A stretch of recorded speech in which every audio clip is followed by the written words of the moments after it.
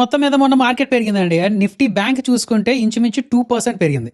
Now ఈ Nifty bank మీద ఎక్కువ కాన్సన్ట్రేట్ చేద్దాం. చూడండి, లాస్ట్ వీక్ చూసుకుంటే నిఫ్టీ బ్యాంక్ 8.47% పెరిగిందండి. అంటే ఏంటి, లాస్ట్ వీక్ పెరిగిన వాటిల్లో ఆటో స్టాక్స్ తర్వాత, డిఫెన్స్ స్టాక్స్ తర్వాత ఈ బ్యాంకింగ్ స్టాక్స్ బాగా పెరిగాయి. అదే లేదా, ఇలాంటి బ్యాంకింగ్ స్టాక్స్ తాలూకా రిజల్ట్స్ ఈ వారం నుంచి స్టార్ట్ అవ్వనున్నాయండి. ఇప్పటివరకు మార్కెట్ పర్సెప్షన్ ఏంటంటే ఈ బ్యాంకింగ్ స్టాక్స్ చీప్గా ఉన్నాయని, పీఈ మల్టిపుల్స్ తక్కువలో ఉన్నాయని, బ్లైండ్గా ఇన్వెస్ట్ చేయొచ్చు అని చాలా వరకు చెప్పుకుంటూ వచ్చారు చాలామంది. అయితే ఇప్పుడు 8.4% అంటే ఇంచుమించు 9% పెరిగిన తర్వాత అండ్ ఎర్నింగ్స్ రాబోతున్న ఈ టైంలో ఇప్పుడు బ్యాంకింగ్ స్టాక్స్ మీద ఎలాంటి వ్యూ తెచ్చుకోవాలి, అసలు ఎర్నింగ్స్ మీద ఎలాంటి ఎక్స్పెక్టేషన్స్ పెట్టుకోవాలి, గుడ్ పాయింట్స్ ఏమున్నాయి, బ్యాడ్ పాయింట్స్ ఏమున్నాయి, ఇలాంటివన్నీ మాట్లాడుకొని ఈ బ్యాంకింగ్ స్టాక్స్ పైన ఒక వ్యూ తెచ్చేసుకుందామండి. ఓకే కదా, వీడియో మంచి ఇంట్రెస్టింగ్గా ఇన్ఫర్మేటివ్గా ఉండబోతుంది. వీడియో లాస్ట్ వరకు చూడండి. వెల్కమ్ టు రూపాయి తెలుగు. నా పేరు మౌలి. కొత్తగా మన ఛానల్కి వచ్చినట్లయితే ప్లీజ్ సబ్స్క్రైబ్ చేసుకొని నోటిఫికేషన్స్ ఆన్లో పెట్టుకోండి. ఆ లైక్ అని, షేర్ అని, కామెంట్ అనేది చేస్తూ ఉండండి. రైట్, ఈ బ్యాంకింగ్ స్టాక్స్ని మన గ్రాఫిక్స్ సాయంతో ఒకసారి అనలైజ్ చేద్దామండి. రైట్, ఈ గ్రాఫిక్స్ అని ఇలాంటివన్నీ మీకు నచ్చుతున్నాయి, యూజ్ అవుతున్నాయి అని అనుకుంటున్నాను అండి. ప్లీజ్ మీకు యూజ్ అవుతున్నాయి అనిపిస్తే కామెంట్స్లో పెడుతూ ఉండండి, కంటిన్యూ చేసుకుంటూ ఉందాం అలాగా. సరే, అసైడ్ ఇప్పుడు ఏం చెప్పుకున్నాం, బ్యాంకింగ్ స్టాక్స్ లో పీఈలో ఉన్నాయి, ఇలాంటివన్నీ మాట్లాడుకుంటూ వస్తున్నారు. అయితే ఈ Q4 of FY26 taluka earnings ఎలా రానున్నాయి, నంబర్సే కాకుండా నంబర్స్ కన్నా లోపలికి వెళ్ళి, లోతుగా వెళ్ళి అనాలిసిస్ ఒకసారి చేద్దాం మనం.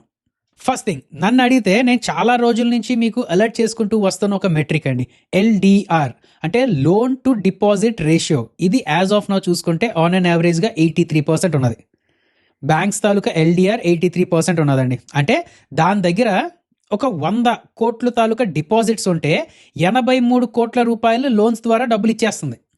అదే కదా, ఈ CLR అని, ఈ రిక్వైర్మెంట్స్ అవన్నీ కొన్ని ఉంటుంటాయి అనమాట. RBI ఏం చెప్తుంది, మీ దగ్గర 100 కోట్లు ఉంటే 100 కోట్లు ఇచ్చేయడానికి వెళ్ళలేదు, కొంత ఒక 4 కోట్లు మీ దగ్గర ఉంచుకోవాలి, ఒక 4 కోట్లు నా దగ్గర ఉంచాలి, ఇంకొక 4 కోట్లు లిక్విడ్ అసెట్స్లో ఇన్వెస్ట్ చేయాలి, ఇలా ఏవో రూల్స్ ఉంటాయి అన్నమాట. అవన్నీ పోయిన తర్వాత కూడా 83 కోట్లు లోన్స్గా ఇచ్చేస్తున్నారు. Loan to deposit ratio 83%. And ఇంకొక విషయం ఏంటంటే, రీసెంట్గా మనం HDFC బ్యాంక్ తాలూకా క్వార్టర్లీ అప్డేట్ చూసాం, మిగతా బ్యాంక్స్ తాలూకా అప్డేట్స్ కూడా చూసాం. అందులో ఏమున్నది, లోన్ గ్రోత్ అయితే 14.5% చొప్పున పెరుగుతూ ఉన్నది, డిపాజిట్స్ మాత్రం 11.5% చొప్పున మాత్రమే పెరుగుతూ ఉన్నది. అంటే ఫండింగ్ తాలూకా మిస్ మ్యాచ్ ఉన్నదండి.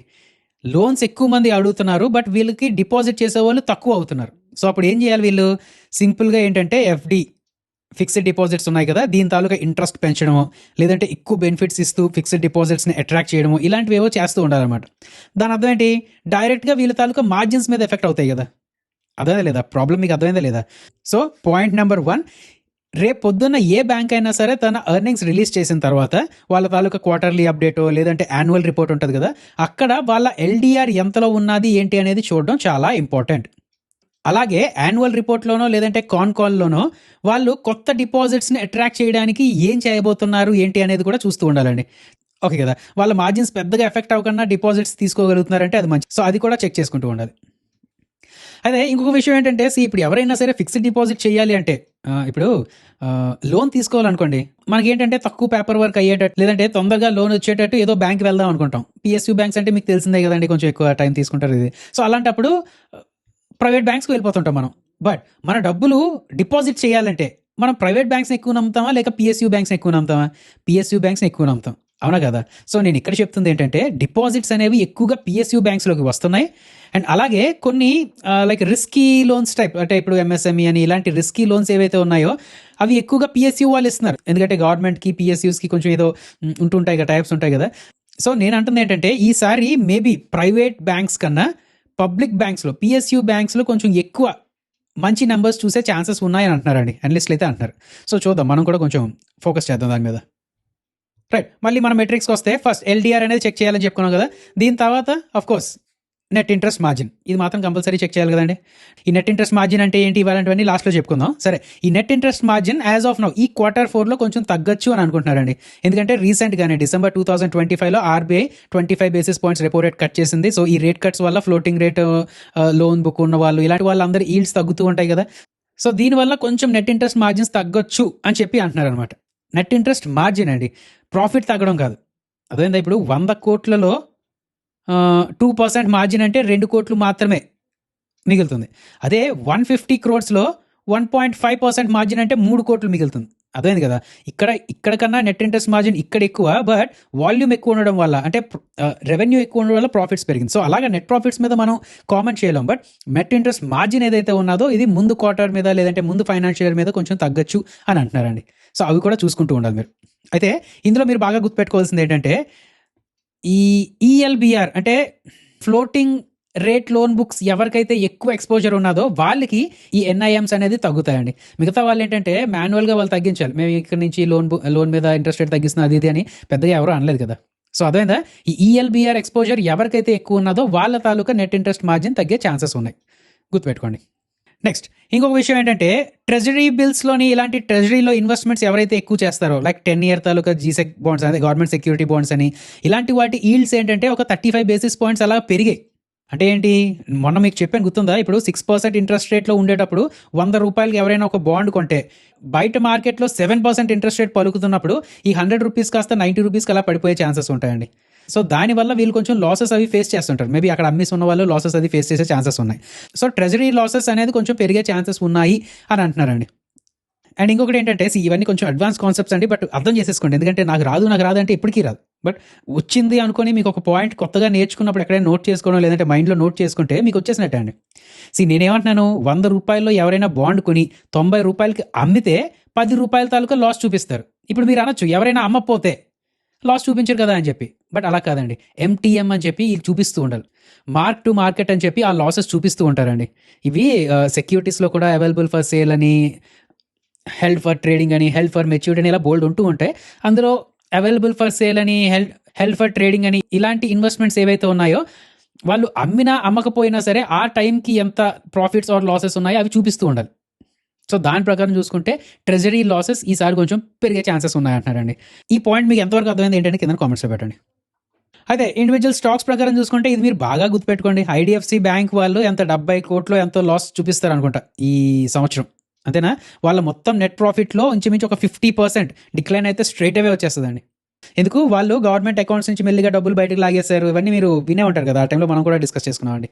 సో ఇది గుర్తుపెట్టుకోండి మీరు. అండ్ అలాగే దీని తాలూకు ఆపరేటింగ్ ప్రాఫిట్ అని ఇవన్నీ తగ్గుతాయండి. ఇది మాత్రం మీరు బాగా గుర్తుపెట్టుకుంటూ ఉండాలి.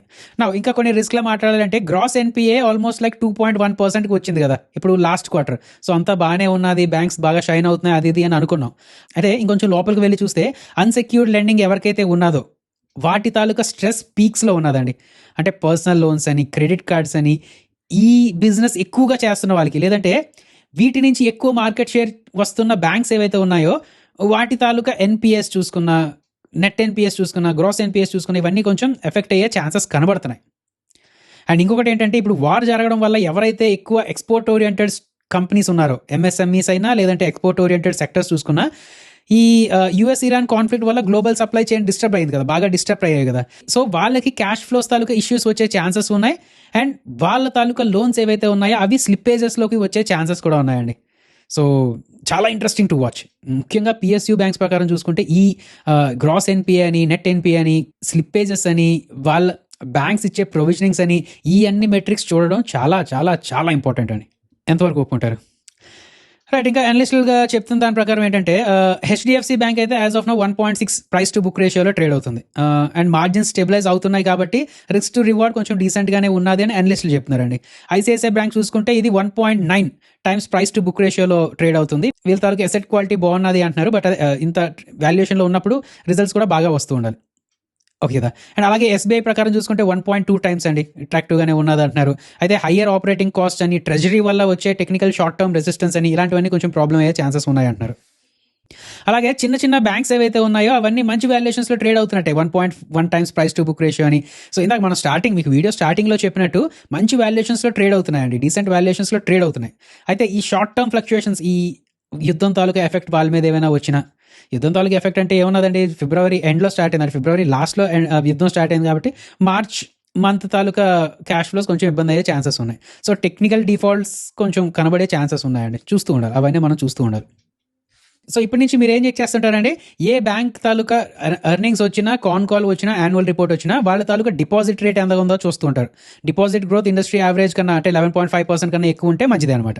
అలాగే frauds, zero governance, red flags ఇలాంటివన్నీ చూసుకుంటూ ఉంటుంటారు. అండ్ ఎంఎస్ఎంఈ బుక్ తాలూకా స్లిప్పేజెస్ ఎంత ఉన్నాయి, ఎక్స్పోర్ట్ ఓరియంటెడ్ సెక్టర్స్ తాలూకా స్లిప్పేజెస్ ఎంత ఉన్నాయి, అండ్ వాటిని వీళ్ళు ఎలాగ మెయింటైన్ చేద్దాం అనుకుంటున్నారు ఏంటి, ఇలాంటివన్నీ చూస్తూ ఉండాలండి.